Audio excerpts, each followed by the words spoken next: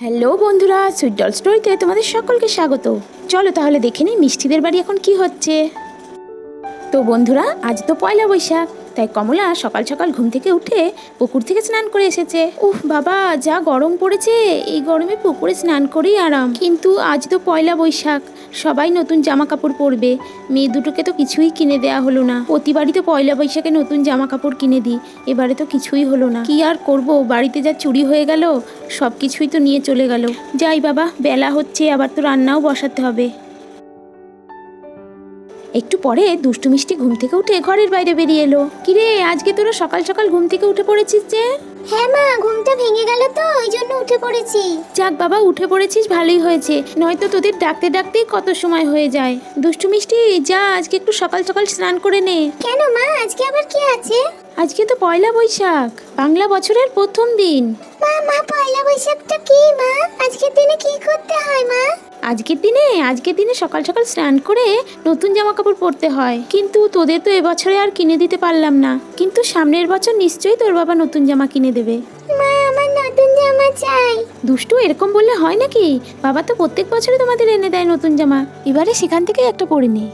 ওরা তিনজনে যখন উঠোনে দাঁড়িয়ে কথা বলছে, সেই সময় গণেশ বাড়িতে এলো। কি গো, এই তো তুমি এসে গেছো, সকাল সকাল কোথায় চলে গেছিলে?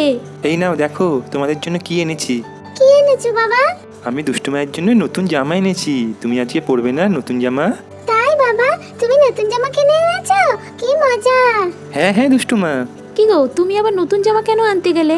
এবছরে নতুন জামা না কিনলেও হতো, তুমি তো প্রত্যেক বছরই ওদের নতুন জামা কিনে দাও। তা বললে কি হয়? বছরের প্রথম দিনে মেয়ে দুটোকে নতুন জামা না দিলে হয়? সে তো বুঝলাম, নিজের জন্যও তো একটা পাঞ্জাবি কিনে আনতে পারতে। হ্যাঁ হ্যাঁ এনেছি, আমি সবার জন্য জামা কাপড় কিনে এনেছি। তোমার জন্য নতুন শাড়ি গয়নাও কিনে এনেছি। আরে, আমার জন্য আবার কেনার কি দরকার ছিল? এত খরচা কেন করতে গেলে? আচ্ছা ঠিক আছে বাবা, এখন ঘরের ভিতরে চলো, জামা কাপড়গুলো দেখবে। তারপর ওরা সবাই ঘরের ভিতরে চলে গেল। কোথায় দেখি দেখি কি এনেছো? হ্যাঁ হ্যাঁ এই নাও, দেখো তো খুলে মেয়েদের জামাগুলো ঠিকঠাক হবে কিনা। হ্যাঁ হ্যাঁ, এক্ষুনি দেখছি। বাহ, শাড়িটা তো খুব সুন্দর হয়েছে, শাড়ির রংটাও খুব সুন্দর। আমার কিন্তু শাড়িটা বেশ পছন্দ হয়েছে। এই রংটায় তোমাকে কিন্তু খুব ভালো লাগবে। এই গয়নাটা পছন্দ হয়েছে? হ্যাঁ হ্যাঁ, শাড়ি গয়না দুটোই আমার পছন্দ হয়েছে। আচ্ছা ঠিক আছে, দেখো তো এইবারে মেয়েদের জামাগুলো কেমন হয়েছে। হ্যাঁ, এই জামাটা তো বেশ সুন্দর লাগছে। এটা তো মনে হচ্ছে দুষ্টুর জামা, ওকে ভালোই লাগবে এটা পরলে। কিরে দুষ্টু, নতুন জামা জামা করছিলি? এই তো বাবা নতুন জামা এনে দিয়েছে, পছন্দ হয়েছে তো? হ্যাঁ মা, আমার খুব ভালো লেগেছে। ও, এটা মিষ্টির জন্য? হ্যাঁ হ্যাঁ এটা মিষ্টির জামা। এটাও খুব সুন্দর হয়েছে, রংটাও খুব সুন্দর।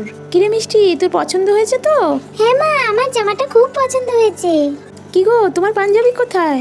ওই তো এনেছি তো। হ্যাঁ, এই তো হলুদ রঙের পাঞ্জাবিটা বেশ ভালো লাগছে। যাই, আমি তাহলে স্নানটা করে আসি। হ্যাঁ হ্যাঁ, যাও স্নান করে এটা পরবে। দুষ্টু মিষ্টি, যা তোরাও স্নানটা করে নে। তারপর গণেশ সেখান থেকে চলে গেল। তারপর দুষ্টু মিষ্টিও স্নান করতে চলে গেল। একটু পরে কমলা সুন্দর করে সেজেগুজে বাইরে বেরিয়ে এলো। তারপর রান্নাটাও চাপিয়ে দিল। বৌমা, আরে ও বৌমা, কি করছো তোমরা? এই দেখো বৌমা, আমি মন্দির থেকে পুজো দিয়ে চলে এসেছি। বাবা রে, আজকে মন্দিরে যা ভিড়, তারপর যা গরম পড়েছে।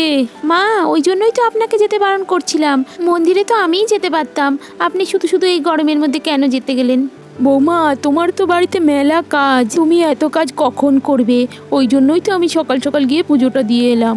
নাও বৌমা, পুজোর থালাটা ঘরে নিয়ে রাখো, আর সবাইকে প্রসাদটা দিয়ে দিও। হ্যাঁ মা, দিন দিন, সবার স্নান করা হয়ে গেলে আমি সবাইকে প্রসাদটা দিয়ে দেবো। এখন প্রসাদটা ঘরের ভিতরে নিয়ে রাখি। হ্যাঁ হ্যাঁ বৌমা, এই নাও।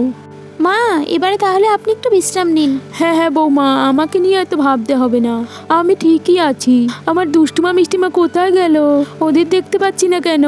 মা, ওরা একটু স্নান করতে গেছে, একটু পরেই চলে আসবে। আপনি একটু এখানে বসুন, ওরা এক্ষুনি চলে আসবে। তারপর কমলা ঘরের ভিতরে চলে গেল।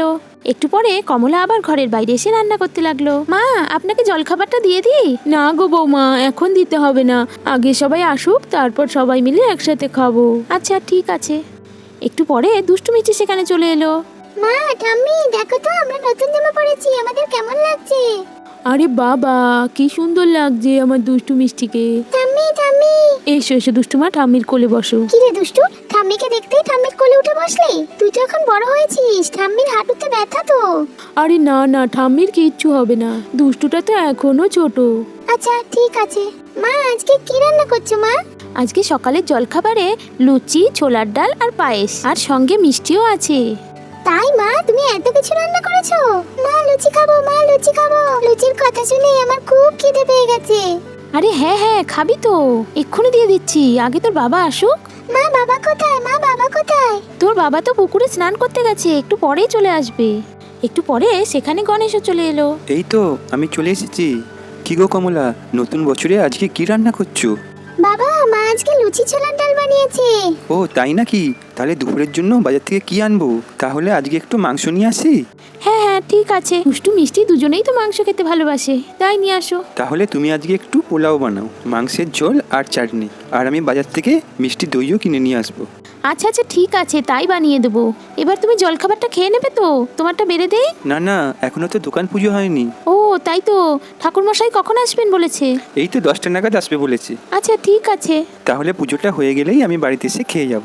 দুষ্টু মিষ্টি, বিকালে কিন্তু রেডি হয়ে থাকবে, হালখাতা করতে যেতে হবে তো। হ্যাঁ বাবা, আমি আর বোন তৈরি হয়ে থাকবো। ঠিক আছে কমলা, আমি তাহলে একটু দোকানের দিকে যাই, ফেরার পথে বাজারটা নিয়ে আসবো। আচ্ছা ঠিক আছে, সাবধানে যেও। হ্যাঁ হ্যাঁ। তারপর গণেশ বাজারের দিকে চলে গেল।